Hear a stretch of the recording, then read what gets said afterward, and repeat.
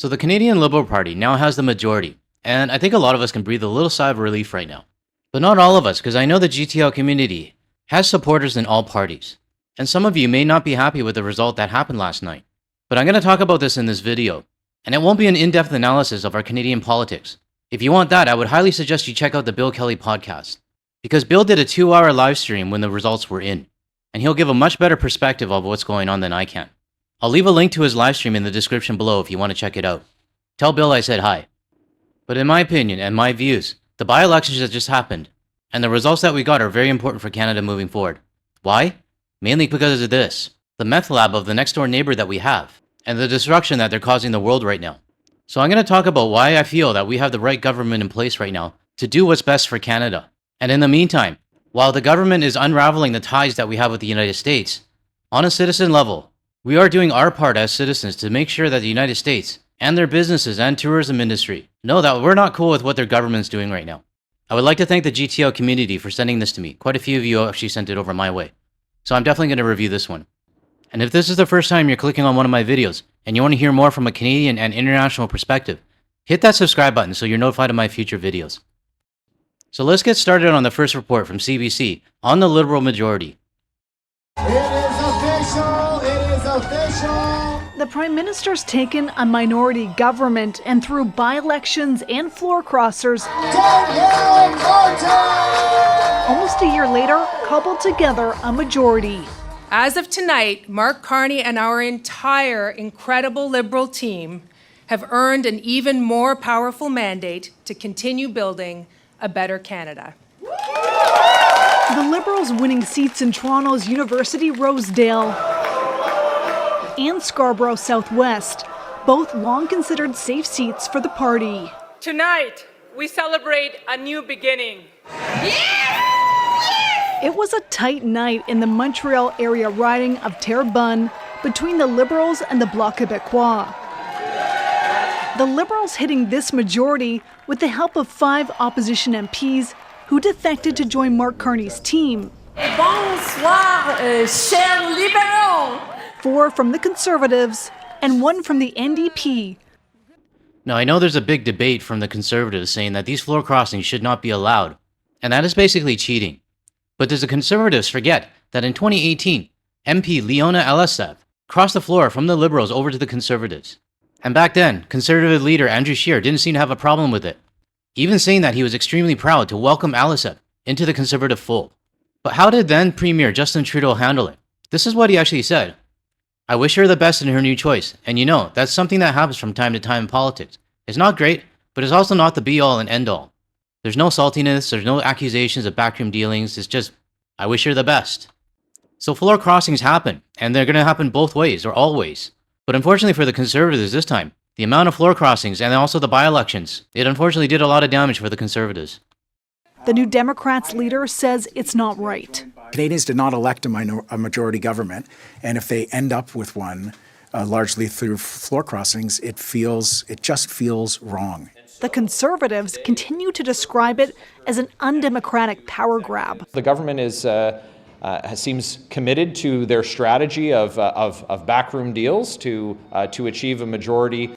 The Liberals pushing back and weighing in on what a majority would mean. I think what a majority does is it actually gives you time to effectively plan. That's what this country needs right now, given what's going on globally. The Prime Minister tonight online congratulating his 2 new MPs for winning their seats. And Ashley, the leader of the official opposition, also now commenting online. Adrian, the Conservative leader, is accusing the Prime Minister of getting this majority through backroom deals with politicians that he says betrayed voters. Despite losing 4 members of his caucus to the Liberals, Pierre Poilievre also says that he'll continue to lead his party, including in the next election. Now you guys already know this. I'm not a politics guy, and I'm not going to pretend that I am. But in the past, like any time before 2025, we didn't have outside factors that were influencing what's going on with our country and potentially risking our own sovereignty. And for me, and this is just my opinion, I would want our government to truly think about what's right for Canada. Because all the efforts that we're making when it comes to our boycott, if we don't have the right government in place, it's all going to be for nothing. All right, that is Ashley Burke in Ottawa. So let's bring in Chief Political Correspondent Rosemary Barton now. So Rosie, can you lay out for us tonight what these results mean politically for the Liberals? It is an extraordinary moment for the Liberal Party, for this Prime Minister who less than a year ago won his first election and a minority. It is an extraordinary moment for the Liberals who more than a year ago were all but dead politically with a different leader. So think back about how things changed so quickly and so dramatically. And it is an extraordinary moment because of the way this has come together, as Ashley pointed out here. 5 floor crossers, both from the Conservatives and the NDP, and now these by-election wins. This has never been seen before. It really is unprecedented. And yes, it is drawing the ire, obviously, and frustration of the opposition parties, particularly the Conservatives. But floor crossing is allowed, and these MPs, when they go to be elected the next time, will have to prove to voters that it was worth the risk. So as she said, floor crossing is allowed. And I didn't see the Conservatives having a problem with it when Leona crossed in 2018. Now, I know those are different situations. 1 floor crossing before versus 5 now. And it just so happens these 5 gave the Liberals a majority. Well, plus a by-election as well. But the question I have to ask is why there were 5 MPs that actually moved. We're in unprecedented times right now. And our country's sovereignty has never been threatened before. And not like this with our next door neighbor. I don't know. Maybe these MPs don't want to be associated with someone that's going to praise the orange guy in the South. Just saying.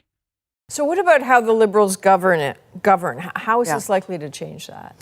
It changes some things quite substantially. One of them that we probably don't talk enough about is how parliamentary committees work. It will give the Liberals the ability to have a majority on those committees, which means that the legislative work can happen at a much faster speed. It also means that the opposition parties, Adrian, don't have all the tools at their disposal to call ministers in front of committees, to try to embarrass the government and hold them to account.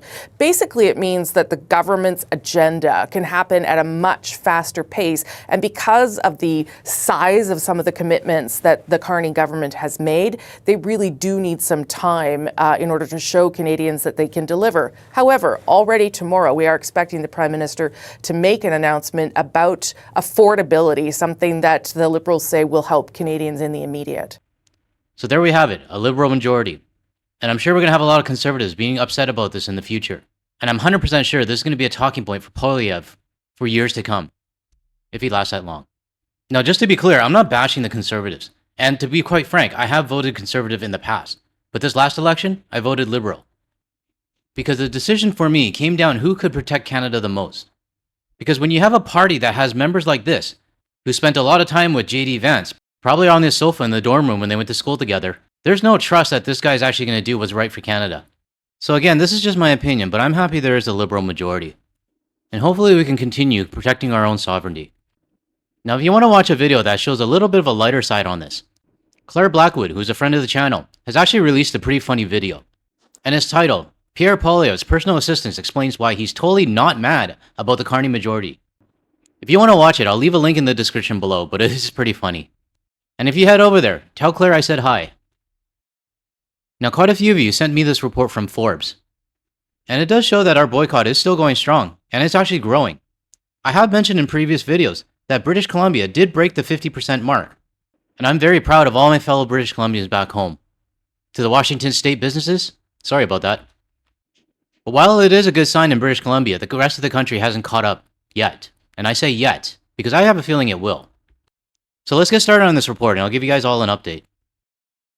Canadian visitation to the US is down 35% since President Trump returned to office, dealing a massive, sustained economic blow to the US economy that shows no signs of reversing in 2026. According to data released Monday from Statistics Canada, the number of Canadians taking road trips into the US, the most common way of visiting, dropped by 5% last month compared to March 2025 and is down 35% compared to March 2024. Now that 35% number, I have a feeling it's going to grow. And like I said, BC is already over 50% when it comes to March. And the other provinces, I'm sure they're creeping up. But just remember that 35% is already starting to make a lot of damage. And yesterday, I did a video on Point Roberts. If you guys haven't watched it yet, check my channel and check out the video on Point Roberts. But it was clear to some of the business owners there, and even in Bellingham, that they did not realize how much they depend on Canadians. And Point Roberts is in a weird situation. I mean, the only way to get to Point Roberts is to go through Canada first. Now, I did see a lot of people actually say, you know what, Point Roberts should join Canada. And my opinion on that? No, I don't agree with any state or any city joining Canada at all.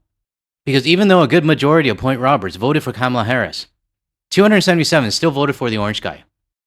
I would like to thank Jimeno from our Discord server for posting this up and sharing this information with the community.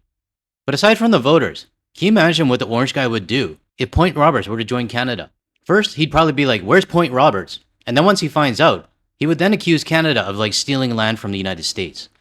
So I wouldn't want anything to do with that. There was also a 14% year-over-year decline in air travelers from Canada to the US in March. In contrast, the volume of Americans visiting Canada in March was up 4% compared to last year. For the third consecutive month, more Canadians flew to overseas destinations than drove to the US, flipping a long-established pattern. Canadian visitation overseas was up 5% year-over-year, a sign Canadians are swapping the US for other international destinations. Nearly a quarter of Canadian travelers have canceled a previously planned trip to the US, according to a Longwoods International tracking study of Canadian travelers. Now, my gut is telling me that number is a little bit higher, because I'm basing it off the amount of damage that's being done in the United States. It's just my gut. I mean, I could be totally wrong. But when you see the amount of tourist attractions and businesses that are suffering right now, I don't know, the numbers just don't seem to add up if you ask me. Let me know your thoughts in the comments below. In the years leading to President Donald Trump's re-election to a second term, Canadian tourists were the biggest single source of international visitors to the US, comprising roughly 1/4 of all foreign travelers, according to the US Commerce Department's National Travel and Tourism Office. In 2024, Canadian tourists injected $20.5 billion into the US economy. But in early 2025, the US Travel Association warned even a 10% reduction in Canadian inbound travel could translate to $2.1 billion in lost spending and 140,000 lost jobs in the hospitality sector.